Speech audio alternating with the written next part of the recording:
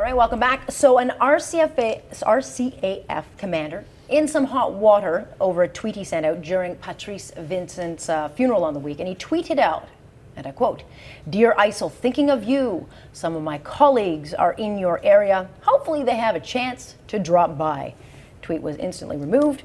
He's had his hands slapped by the Defense Department, but hey, I completely agree with you. Let's bring in Jeremy Richler and Anthony Fury to talk a little bit about this. I'll start with you, Jeremy. It sounds like political correctness has once again taken over. Well, I disagree. I mean, how can you Maybe not? the timing of it was how can very you not tasteless, feel but anything but intense rage over the fact that we've had 2 terrorist incidents?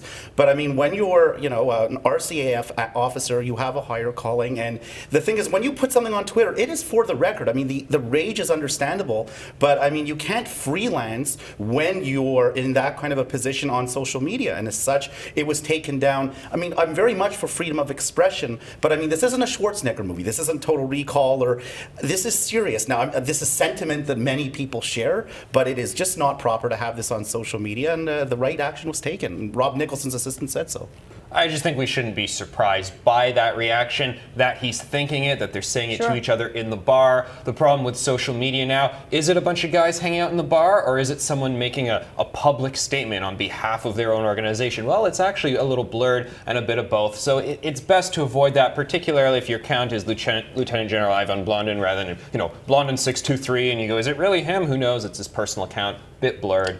Best to steer clear from it. as so many people have said, there's no upside to Twitter.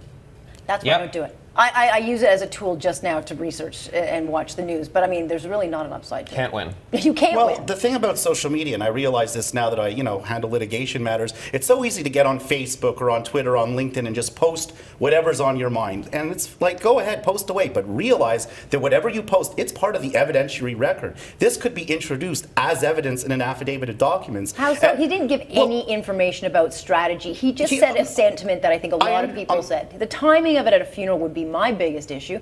You're at a funeral, pay your respects, because there's a time and a place for it. I don't think too many people would have an issue with him saying, let's drop some bombs on you. I'm not disagreeing that, it didn't reveal. I'm just saying that it's evidence, and it can be introduced and used whatever you post on social media, whether it's at 2 a.m, that what you post, maybe in anger, out of frustration, can be used against you. And I mean, social media facilitates free speech, and we shouldn't stop, saying what's on our minds, but people, I think, need to be careful. Well, I mean, we either believe in freedom of speech or we don't. Like, we've talked a lot about the bullying stuff, online bullying, and we got to teach teens, for instance, that you're not just, social media is something different than you guys just joking around outside your locker, and that's why, writ large, all the things you're dealing with. And then we have an adult who, it seems like he also thinks, like I said, that he's more at the bar joking with his buddies. Sure. Although, after what we've seen with Jian Ghomeshi and all the feminists coming to his rescue and all the tweets coming out on that side, I mean, they too should be held to account, although it just seems that this guy will be held, I guess, to more of an account because he's in a position of military position. I don't know. Yeah, I fully support the words that he said. Yeah.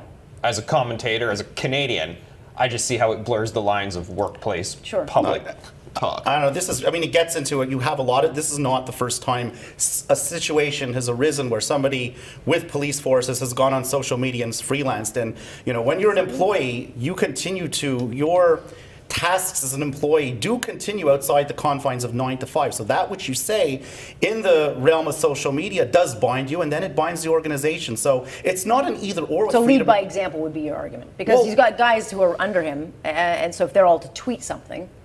It's lead by example, but also it's the fact that, what you say, that which you say binds you and an organization that employs you. Let's move on.